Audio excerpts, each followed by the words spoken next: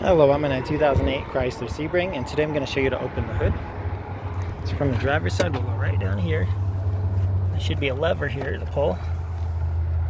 That pop sound was the safety being released. If you're having issues here, you're going to check back in here, maybe behind the plastic, see if there's a cable loose and not under tension properly, because that'll need addressed if it's not.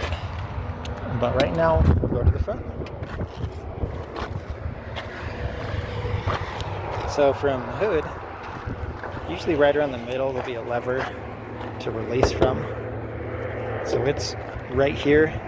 So we're gonna push that way and lift. Voila. That's what it was hooked onto. And this is what the mechanism looks like. If you're having issues with that, maybe there's some debris in there to clean out. Maybe some like WD-40 will help loosen it up. And sometimes if like the hood gets out of alignment or a part bent, if you straighten all that out, that'll help as well. And worst case scenario, if something needs replaced, these parts are fairly affordable, same with the cable.